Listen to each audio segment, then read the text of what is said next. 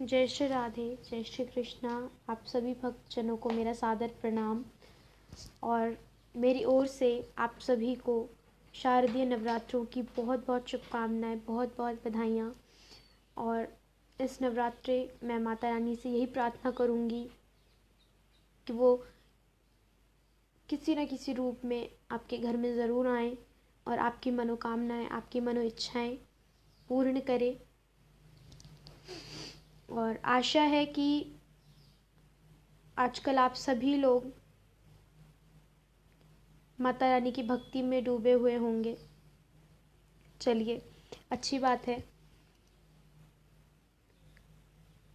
और मेरे लाइव आने का जो मुख्य उद्देश्य है, आप उससे मेरा क्रेज़ समझ लीजिए या मेरा शौक़ समझ लीजिए, लेकिन आचार्य मीनाक्षी कोठारी दीदी नमस्ते, आपको सादर प्रणाम और मेरी ओर से नवरात्रों की बहुत बहुत शुभकामनाएं।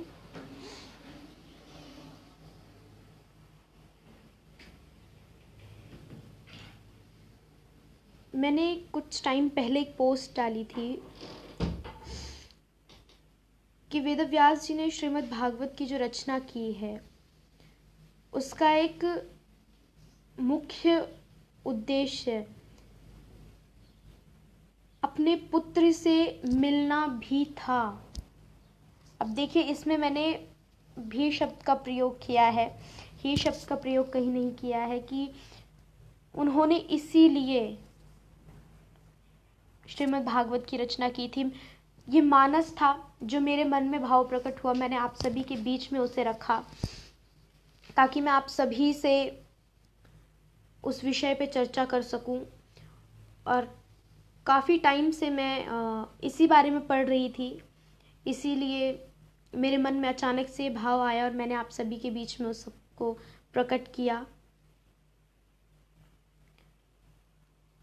और जब मैंने उस पोस्ट में कमेंट्स देखे तो आप सभी लोगों ने काफ़ी मर्यादित तरीके से कमेंट किए हुए थे। उसके लिए आप सभी का बहुत बहुत आभार व्यक्त करती हूँ मैं। बहुत बहुत धन्यवाद आप सभी का।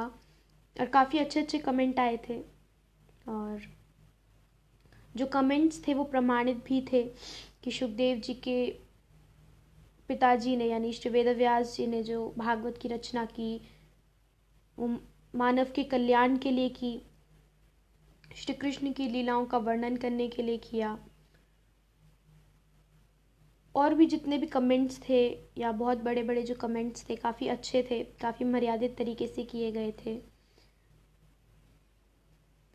आइए महाराज, अब मैं ये कहना चाहती हूँ कि मुझे कल व्हाट्सएप में एक मैसेज आया, एक महाराज जी ने मुझे एक मैसेज भेजा कि कल्याण क्या है,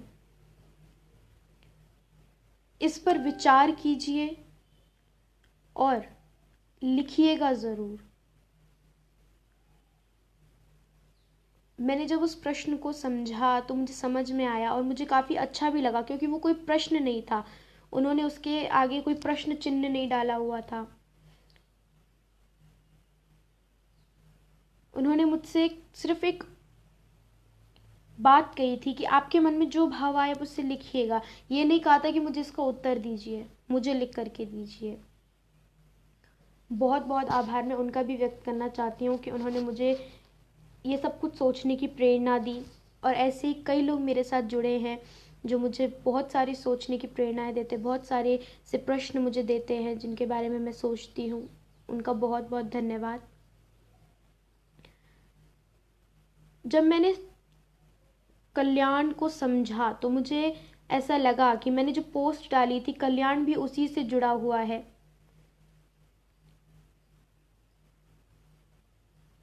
देखिए, क्योंकि कैसे जुड़ा हुआ है, उसमें कमेंट्स आए थे कि श्रीमद् भागवत की रचना मानव के कल्याण के लिए भी की गई थी। कल्याण क्या है? खास करके मनुष्य की योनि में कल्याण, परिवार, जन्म लिया, पढ़ाई लिखाई की, सेटल हो गए, शादी हो गई, बच्चे हो गए, अब बच्चों की ज़रूरतें तो सभी पूरी करते हैं, वो तो आवश्यक है, लेकिन उनकी जो ज़रूरतें नहीं है, यानी उनकी इच्छाएं हम कहें, उनको पूरा करने के लिए, अनावश्यक इच्छाओं को पूरी करने के लिए पूरी जिंदगी, पूरे जीवन भर गधों के जैसे काम करना, मार कुटाई, लड़ाई झगड़ा, झूठ बोलना, ये सब कुछ करना, और अंत में धन इकट्ठा करके अपने पुत्रों को दे देना, उनमें बांट देना और स्वयं मृत्यु को प्राप्त हो जाना, मात्र इसी में अपना कल्याण समझते हैं। ये कल्याण नहीं है। ये सब कुछ करते हुए हम ये भूल जाते हैं कि ये तो स्थूल शरीर है, इसका हमें कल्याण करना है, इसके भीतर रहने वाली एक आत्मा भी है।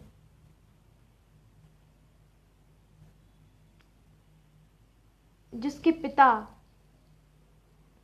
या जिसके अधिपति स्वयं परमात्मा है, वो मुझे चेतना दे रही है कि मैं लड़ सक रहा हूं, मैं बोल पा रहा हूं, मैं किसी से झूठ बोल रहा हूं। उस परमात्मा को कितना दुख होगा कि मैंने इसलिए से आत्मा दी कि ये मात्र इतना ही करे। सब कुछ ज़रूरी है, मैं ये नहीं कहती हूँ कि कुछ ज़रूरी नहीं है, सब कुछ ज़रूरी है, लेकिन उस बीच में ये भूल जाना कि हमें इस स्थूल शरीर का कल्याण भी करना है, ये नहीं भूलना, क्योंकि आत्मा तो अजर और अमर है। भगवान ने तो स्वयं गीता में अर्जुन को उपदेश देते हुए कहा था रणभूमि में कि हे अर्जुन, हे कौन्तेय, नैनम छिदन्ति शस्त्राणि, नैनम दहति पावक, न चैनम क्लेब्यम तापो, न शोषयति मारुता।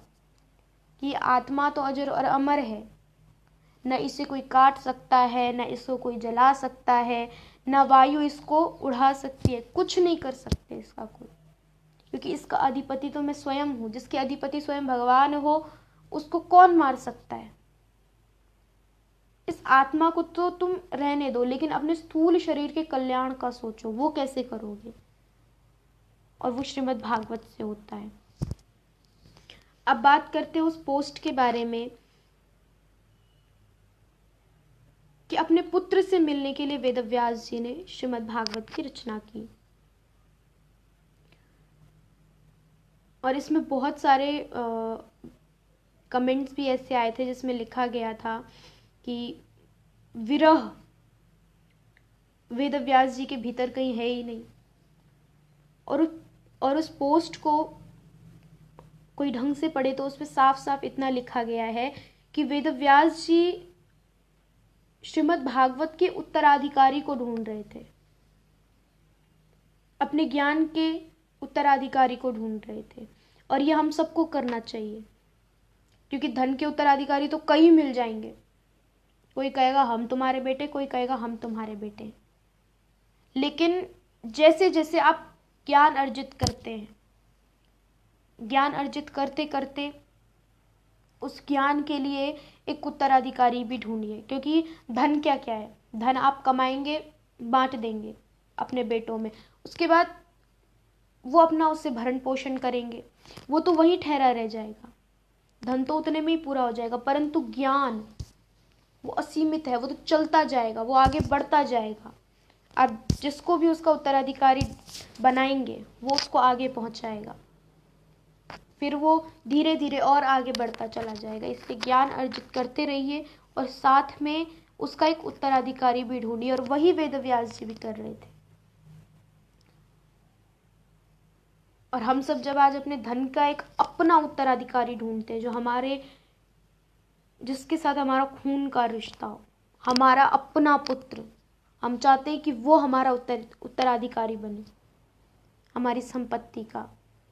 और वेदव्यास जी भी यही चाहते थे कि उनका कोई अपना पुत्र हो। भगवान ने उनकी इच्छा भी पूरी की, लेकिन सुखदेव जी फिर भी उनके अपने पुत्र नहीं थे, वो तो अयोनिज पुत्र थे। लेकिन तब भी भागवत में लिखा गया है, भागवत के महात्म्य के द्वितीय श्लोक में साफ साफ वर्णित है कि यम प्रव्रजनतमनुपेतमपेत कृत्यम द्वैपायनो विरह कातरया जुहाव पुत्रेति तन्मयतया तरवोऽभिनेदुस् तं सर्वभूतहृदयं मुनिमानतोऽस्मि।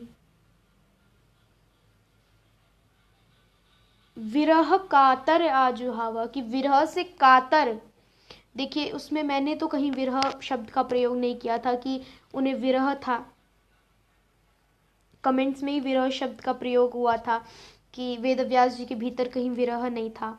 लेकिन इसका भी उत्तर मैं आपको दे दूं कि भागवत में स्पष्ट लिखा है कि विरह से कातर वो अपने पुत्र के पीछे भाग रहे हैं कि हे पुत्र ठहर जाओ, रुक जाओ। साफ साफ विरह शब्द का प्रयोग हुआ है।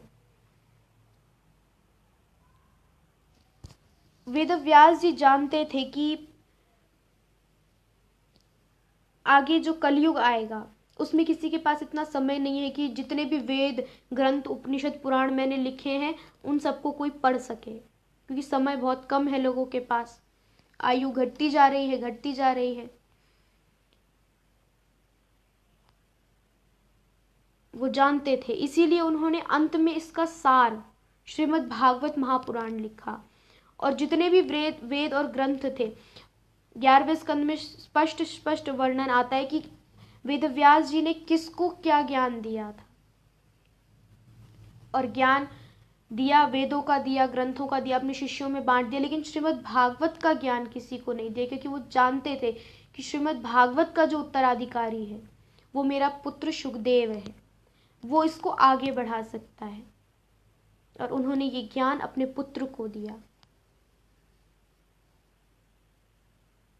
उन्होंने 4 श्लोक यानी चतुर्थ श्लोकी जो भागवत है वो नारद जी से सुनी, उसको 18,000 श्लोकों में क्यों लिखा, ये भी मेरा मानस है कि 18,000 श्लोकों में लिखने का कारण ये भी था कि वो जानते थे कि शुकदेव मन से ही बिल्कुल सन्यासी है, कि उसके लिए ना कोई माता है ना पिता है, वो इस संसार से दूर है, उसकी संसार से वो विरक्त भाव रखता है, ऐसी सांसारिक विरक्ति है। लेकिन मेरा तो कुछ मोह है शुकदेव के प्रति, तो जितनी देर तक, जितना मैं इसका विस्तार करूंगा उतनी देर तक ज्ञान प्राप्त करने के लिए शुकदेव मेरे सामने बैठा रहेगा और मैं उसको निहारता रहूंगा, मैं उसे देखता रहूंगा।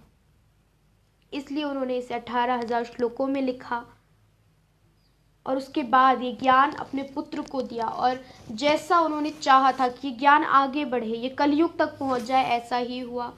शुकदेव जी ने परीक्षित जी को कथा सुनाई। परीक्षित जी के साथ बैठ करके जितने भी ऋषि मुनि थे उनमें से थे एक सूत जी महाराज। सूत जी महाराज इस कथा को आगे बढ़ाते हैं और धीरे धीरे आगे बढ़ते बढ़ते इसी प्रकार ये कथा हम सबके बीच में आई।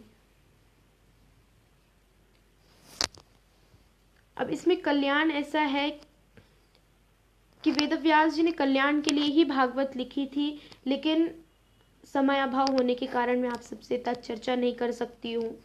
लेकिन अंत में सिर्फ इतना ही कहना चाहती हूँ कि कार्य करते रहिए, अपने कर्मों को करते रहिए, लेकिन ये मत भूलिए कि हमें अपने स्थूल शरीर का कल्याण भी करना है और उस परम पिता परमेश्वर को, उस परमात्मा को याद रखते हुए अपने हर कर्तव्य को कीजिए। यही मेरी आप सबसे विनम्र विनती रहेगी। और एक बार पुनः मेरी ओर से आप सभी को शारदीय नवरात्रों की बहुत बहुत शुभकामनाएं। इसी के साथ आप सभी को जय श्री राधे, जय श्री कृष्णा।